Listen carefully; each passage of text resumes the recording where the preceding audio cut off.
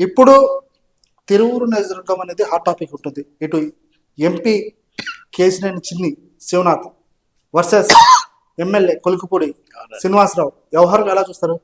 కేసినేని చిన్నిది తప్పంటారా, ఇటు కొలుకుపూడి శ్రీనివాసరావు తప్పు అంటారా? అంటే శ్రీనివాస్ గారితో నేను మాట్లాడలేదు కానీ చిన్ని గారితో కూడా మాట్లాడలేదు. అంటే ప్రోటోకాల్ ప్రకారంగా అయితే లోకల్ ఎమ్మెల్యేకి ఇవ్వాలని చెప్పేసి శ్రీనివాస్ గారి బ్యాచ్ అంటే మా దండోరా వాళ్ళు, మా ఎంఆర్పిఎస్ మా ఎంఆర్పిఎస్ మా వాళ్ళు కృష్ణమాది గారు కూడా వచ్చారు, రావటం జరిగింది. ఆయన కూడా పరామర్శించి వెళ్ళటం జరిగింది. అలాగా నేను కేవలం ఎంపీ గారు ఏం చెప్తున్నారు, ప్రోటోకాల్ ప్రకారంగా ఎంపీ ఉన్నప్పుడు ఎమ్మెల్యేకి ప్రోటోకాల్ వర్తించదు అని చెప్పేసి శివనాథ్ గారు చెప్తున్నారు, మన చిన్ని గారు.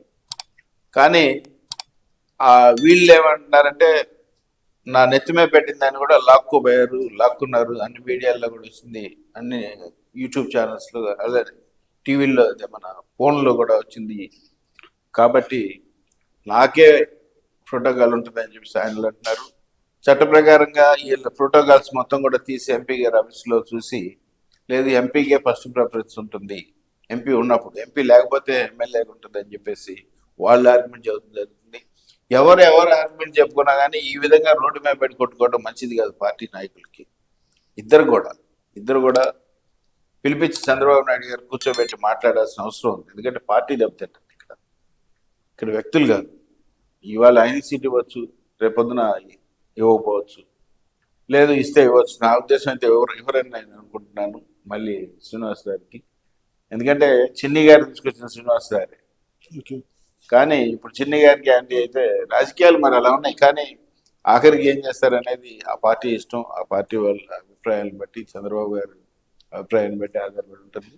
అదే ప్రోటోకాల్ ప్రకారం వాళ్ళేమో ఇట్లా చెప్తున్నారు, చిన్ని గారు వాళ్ళు ఆఫీస్ నుంచి వచ్చింది నాకు ఇన్ఫర్మేషన్, కానీ చిన్ని గారితో నేను మాట్లాడిన దాని ప్రకారం కానీ వాళ్ళు చెప్పేదో ఇట్లా చెప్తున్నారు. కాబట్టి ఏది కరెక్ట్ అనేది, ఏది కరెక్ట్ అయినా ఏది కరెక్ట్ కాకపోయినా ఇద్దరిని కూర్చోబెట్టాల్సిన బాధ్యత ఆ టీడీపీ పార్టీకి ఉందని చెప్పేసి తెలియజేసుకుంటున్నాను. ఇప్పుడు కేసీఆర్ చిన్ని అవినీతి పరుడు చెప్పేసి అని చెప్తున్నాడు. ఎంపీ అంటే మద్యం, మట్టి, పేకాట అంటూ డైరెక్ట్గా పార్టీకి కూడా తెలిసి ఒక ప్రెస్ మీట్ పెట్టేసి విమర్శించడం ఏంటి?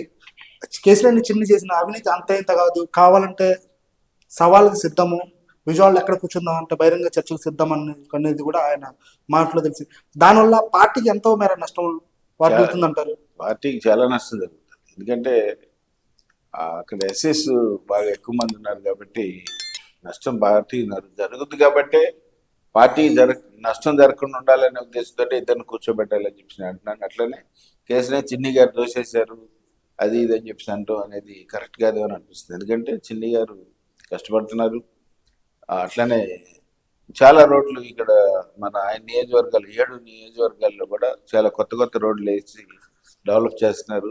ఎక్కడ కూడా ఆయన 10 రూపాయలు తీసుకున్నట్టుగా నాకైతే తెలియలేదు. ఎమ్మెల్యేలు మాత్రం తీసుకుంటున్నారు 100% గ్యారెంటీ.